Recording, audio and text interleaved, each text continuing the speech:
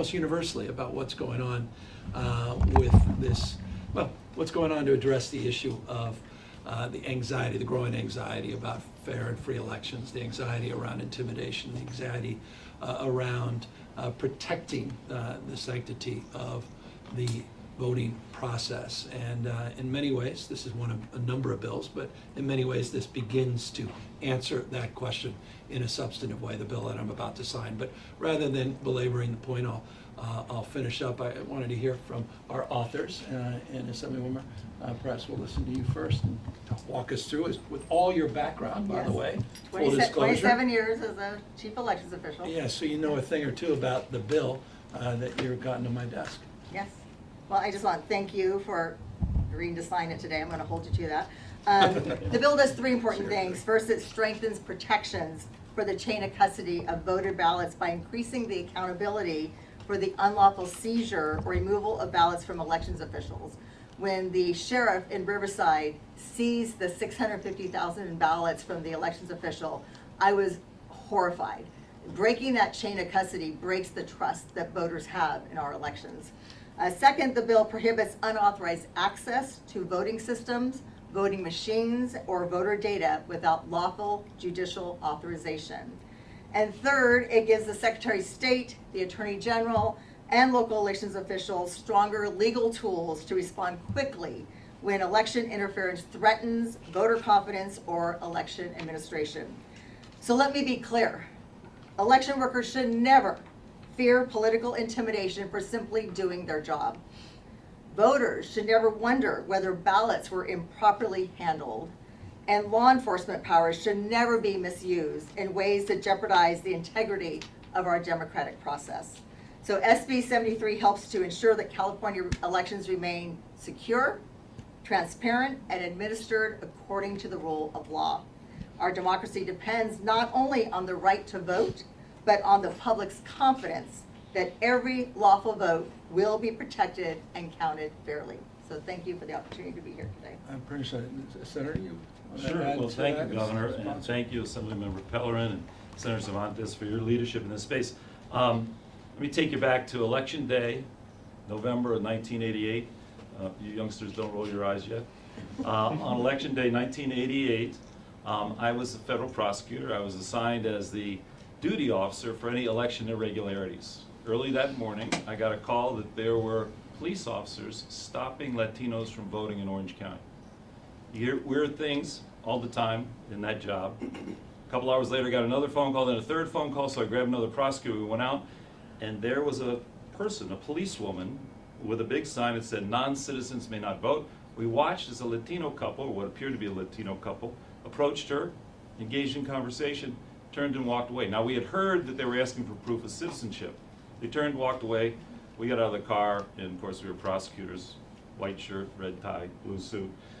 She dropped her sign. We pursued for 30 seconds, lost her. That time, that wasn't illegal. I didn't know it wasn't illegal to do that at the time. But the person who was responsible actually won that election. There were no Democrats elected at any level in Orange County. I ran against that guy, Kurt Pringle, and won. But that was the catalyst that got me into public life, at least elective public life. And so I thought, 36 years ago, that that issue was probably done. And here we are today. Here we are today where the President of the United States and others are saying, hey, we're going to do the exact same things. We're going to engage in what is essentially intimidation of voters. And so thank you to the leaders here in California for not standing for that, for being proactive to make sure that we do everything we possibly can to protect the integrity of this election, as it has been protected for decades and decades until somebody started to threaten it. And so with that, I'm going to turn it over to Senator Cervantes. Thank you again for your leadership. Yes, well, right now California is standing with courage, standing with urgency to protect voters' rights to cast a ballot free from intimidation or interference. We've seen an incident in my own home county of Riverside where ballots were seized and the chain of custody was broken. That is against the law. SB 73 puts in protections to ensure that ballots will be secured and that voters have confidence in our election system, that their voices will be heard at the ballot box. I am grateful that we are standing in this moment today to protect the integrity of our elections. I'm grateful to the governor, to the pro tem, to the speaker, and to my legislative colleagues for meeting this moment with urgency and meeting this moment with resolve. I appreciate it, Senator. And thank you, all of you, for your leadership in this space. As I noted, this is not the final word on election integrity. Quite the contrary. We signaled in the May revise our ongoing negotiations and conversations around providing more resources, not just for the June ballot, but obviously for the November ballot. And those conversations continue to be extraordinarily productive. As I hinted a moment ago, and Senator Cervantes in particular, among others, have other election bills that are teed up, that are being negotiated, amended in real time. We've been monitoring and watching those as well. This one is a first good bill to sign on the basis of two things. One, it goes in effect immediately upon my signature, number one. So in many ways, it addresses some of the anxieties around next Tuesday's election. Does it address all of the issues in the past? No, and that's an inevitable question, and obviously that was part of the debate. I don't want to overstate it. Would this, quote unquote, have stopped what happened with an individual in Riverside County? Not necessarily, though there are aspects and component parts that certainly would make it more difficult and wouldn't require necessarily the clarification of the state Supreme Court that ultimately ended the abuse in Riverside County with those 650,000 ballots. And that is certainly that clarity is going to get benefited because of the legislation. This is about sending information out with clarity, drawing a line in terms of what you can and cannot do as it relates to the registrars coming out of the DOJ, the AG's office, which is important. That clarification is important. It addresses the issue of peace officers and any prospect of intimidation, addresses the issues, as was suggested, around chain of custody. And so I think it's an important group of specific provisions and part of what will be a mosaic of grouped legislation to address the legitimate anxiety that is out there. And I say legitimate, and forgive me, would be remiss if I didn't just briefly remind you of the legitimate reasons that we need to do this. I'll remind you that Prop 50, which was the election in question in terms of the Riverside County ballots, that was kicked off at the Democracy Center, of all places, in Little Tokyo in Los Angeles. And as we entered the building, there were masked men in front of the rally to kick off the campaign that ultimately became Proposition 50, the redistricting campaign. Those masked men were led by someone by the name of Greg Bovino. We said at the time, by the way, none of them were necessarily identified. And there was no ID. There was, as I suggest, masked men, with the exception of Bovino, who was certainly looking forward to engaging all of you and preening. We said at the time was a preview of things to come. He became a household name. Ultimately was fired by the Trump administration, retired after his antics that led to the deaths of two people in Minnesota, and of course, antics that were extended all across the United States. Of course, that happened after the federalization of the National Guard. 4,000 National Guard were federalized, 700 active duty Marines were sent not overseas, but to the second largest city in the United States of America. We said at the time that was a preview of things to come as well. Of course, we saw that played out in the streets of DC, Illinois, and elsewhere. We make this point to make the point that needs to be made. This is all happening in open sight. What happens is it's a stacking. It's not the one act. It's the sum total of all of these things happening. There's a pattern. Now, that's what this legislation begins to address, a pattern of actions. That pattern, by the way, unfolded in primarily blue states where the Trump administration tried to access the voting rolls of our state. If not for the courts and the state of mind of the attorney generals and governors in those states, he likely would have had access to that. He's trying to vandalize trust as it relates to vote by mail and so many other categories. With the SAVE Act is trying to even make it more difficult to register, which is not just about voter ID, that act, it's about registration and deciding who and cannot vote. All of these are consistent with the phone call, the origin story here, that he made to Greg Abbott, saying he's entitled to 5 seats in an effort to rig the election before one vote is cast before November. And we're seeing that played out all across this country now after the Supreme Court decision on the Voting Rights Act, Section 2, and none more galling and outrageous than what Governor Landry did and is doing in Louisiana, where he suspended an election that was already underway, where tens of thousands of voters had already voted, suspended the election by declaring an emergency for the intended purpose of eliminating black representation in his state. Jim Crow 2.0. These guys are not screwing around. They're ruthless. So it's in that spirit that I'm signing this, sober about what we're up against, sober about the fact that acolytes for the Trump administration are actively encouraging ICE to go out, just as ICE did on Election Day last November. The BORTAC teams, Border Patrol and ICE, the morning of the election last November, big press conference near Dodger Stadium to intimidate free expression and vote. It was exactly what Steve Bannon encouraged and said you'll see more of. It's exactly what the new Homeland Security Secretary suggested he won't rule out. And that's why we have to step up and we have to draw the line. We have to clarify the rules of engagement. That's why this legislation, long-windedly, is important. There are fines associated with this, criminal fines, and jail time, 3 years. So, that's a warning to folks out there that think they can do the bidding of the Trump administration. And so eyes wide open. Trump himself, just last week, said yet again that he won the election in California. Can't even make that one up. I'm not talking about January 6th. The fact he pardoned all those folks that were beating up cops and absolved them, providing him $1.776 billion.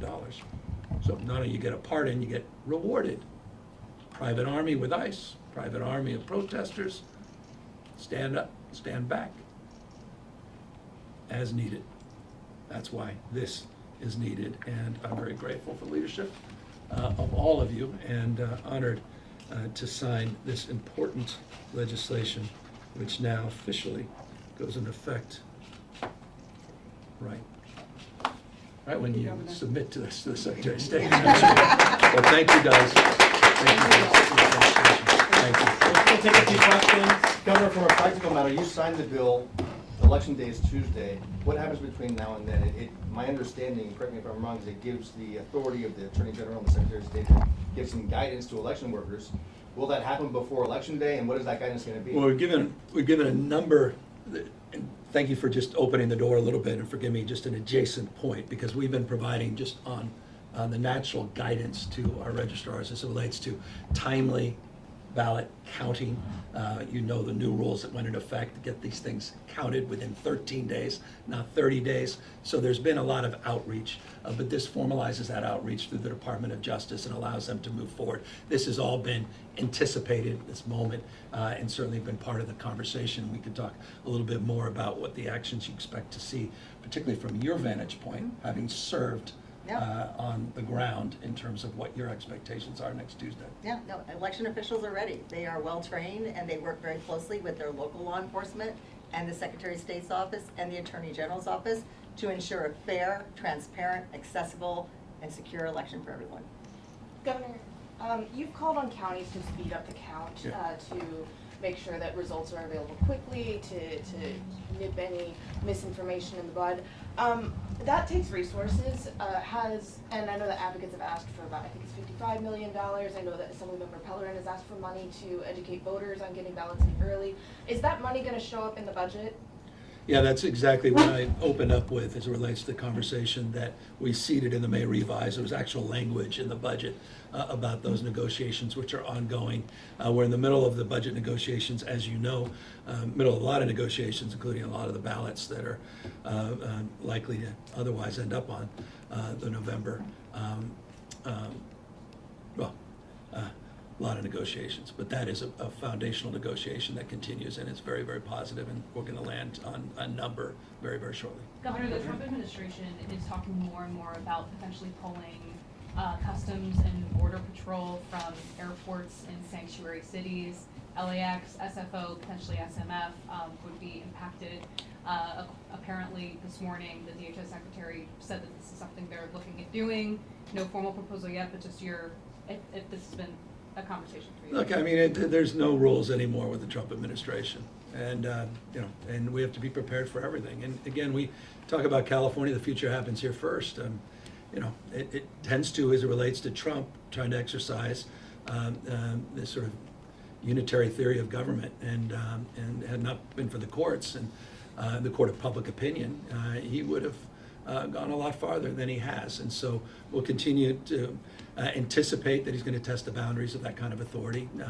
He's got a lot of authority as President of the United States as it relates to those federal resources, and we're mindful that even under sanctuary policy of those rules and regulations that are uniquely federal in the context of not getting in the way of federal operations with federal funds based on federal rules and federal regulations. At the same time, we draw the line and have drawn up plenty of documents to litigate on a lot of these issues. So we'll see what ultimately transpires. But I listened a little bit at the cabinet meeting today, and they're sort of ginning up the anxiety. They're going to gin up more fear about ICE this summer. You heard even from the Secretary of War talking about using the National Guard again this summer.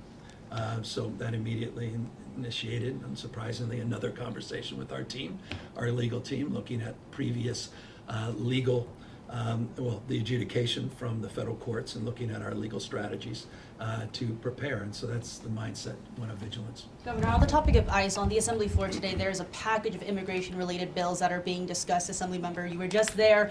There's a whole lot to specify each of them for you, but I mean, I'm curious, are you on board with the package? Are those bills you would support? I mean, 1,000 bills, and so I always cautious at this stage of the process. But directionally, obviously, we've done a lot in this space. Some we've been very successful, nation-leading efforts. Some the courts put a pause on, particularly around masking, where California is the first. So directionally, I certainly have been very engaged with the legislature for many, many years, and very grateful to legislative leadership in this space. And I think many other states look to California's leadership on these bills, and so I'm also mindful of that, directionally speaking. Governor, one follow-up on As the this. election approaches, in your mind, what's more dangerous, some of these tangible threats that you're preparing for, or the types of disinformation leading to, questions about the integrity of our election process itself? Well, it's the whole thing. As I say about Trump all the time, he's an invasive species. We've never been up against something like this. And he's just winding up. I mean, he doesn't believe in fair and free elections. He believes in competitive authoritarianism. He wants an outcome along the lines of Putin, 87.3% to 4.3%. It's a fair and free election from Trump's perspective. And he's become so delusional that I think he's almost starting to believe in his own BS about winning all these elections, and he won in California, and he won in 2020. You think you're legally to see one in California? It's madness. It's madness. It's madness. And everyone around him knows it. I think, the question is who's, where the hell is his cabinet? They're complicit. I mean, this is a guy that, I don't have to remind you guys of the obvious. I mean, he went into Fulton County with the FBI. He was celebrating the old DNI. She's now been fired, quit. Tulsi Gabbard, but she was down there in Fulton County. I mean, this is the backdrop. This is reality. This happened. Tried to light democracy on fire. Tried to wreck this country after January 6th. Just pardoned all the participants of that and just gave them $1.8 billion slush fund. That actually happened. He has seized the ballot and is trying to take over what's going on in Fulton County, one of the most critical swing districts in the United States of America. He sent the FBI. He didn't have to get a guy who was a former member of the Oath Keepers in Riverside to do it for him. He sent the FBI and the DNI down there for that. This is happening. It's happening. Every day he's attacking truth and trust. So yeah, I'm concerned about all of it. What's happening to the AI? It's happening in all these elections. We've passed bills in this around deep fakes. You know, it's the panoply of everything. He's desperate. Governor, His on- back's against the wall. And when you're desperate, your back's against the wall. You're prone to do anything. And so he is just winding up. Governor, sorry, on following up on ballot initiatives real quick, are you currently in conversations with UHW and those members to get I am, the I will say billionaire tax this off the ballot? directionally and tonally, we are in conversations with many folks. And I'll just leave it at that. These With are billionaire's tax? we're in conversations with many folks on Including many, billionaire's tax. I'll repeat, we're in conversations with many folks on many different topics related to ballots that have qualified.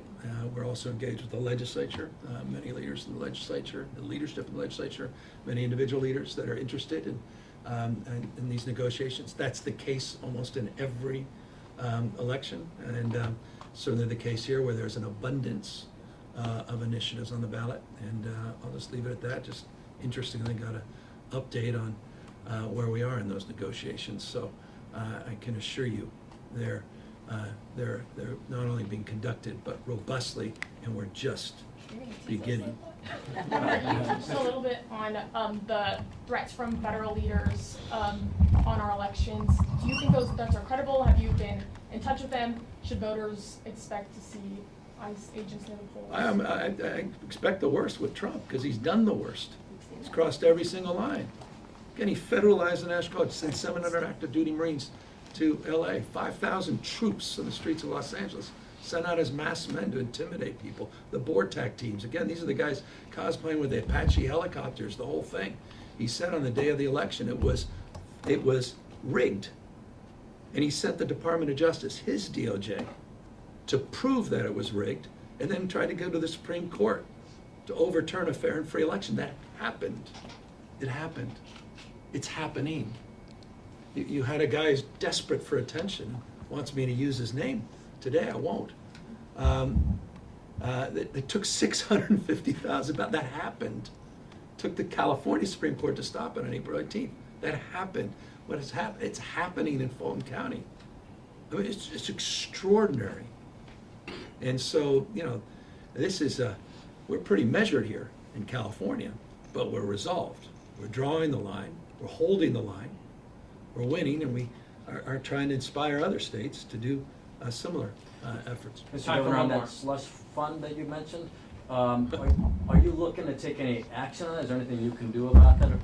Well, I've been thinking a lot. I'm not in Congress. I was out there in Washington, D.C. trying to make a case anew. There's some good meetings with EPA. Lee Zeldin's I want to get him fired. But you know, his team's working hard to see what we can do to help the victims of last year's fires in Los Angeles. And you know, so I was up there around the time when legislative leaders were all, you know, discussing what the options were. And so I've been thinking a lot about it in my flight back. And one thing that I think we're going to try to do with your support is tax 100%. Anyone from California that receives any of those funds, we want to tax 100% of those proceeds. And that's an action the state of California can take. It's an action we look forward to taking. Governor, still no endorsement in the governor's race, is that correct? 6 days out from the primary? A lot of endorsements out there, so no, there are many of them. You mean mine, that's Yours, different. yours Yeah, no. specifically, nothing correct. I'm the Jerry Brown of this cycle. Governor, on this bill, and maybe this might be for our legislators, but the sheriff of Riverside County, I'm just going to quote him here. He has said that he launched this investigation because there's a discrepancy in the number of votes counted versus processed. And so how would you explain why that showed up? Because he's claiming that elections officials there did not give him an answer. Well, So- I mean, I could. Sure. Well, I just want to say, first of all, that ballots can be subject to inspection. They have to remain in the custody of the elections official. So if he has questions about how the ballots were counted or wants them recounted, that can be done as long as the ballots remain in the custody of the elections official and that work is done by them. And that happens every now and then. So I actually read the warrant. If you read the warrant, you saw that there was actually no crime alleged, which makes it deficient on its face. And it also has no ostensible reliable information. So when you say that there was inaccurate, or excuse me, that the vote counts were different between those ballots that were cast and those that were issued and those kinds of things, it's just not, the whole thing was not credible. It was a farce. And just to further add on, because of the chain of custody that was broken, those ballots are now entirely compromised. And along with that, this is unlike any other case where we've ever seen, because it's usually the district attorney's office that's handling these investigations. It's not a Riverside County or a county sheriff. So would this prevent like a judge in the future from issuing this kind of warrant? This bill? No, it's a court order, that's Yeah. separate and above, that's not addressed specifically in this, but chain of custody issues are.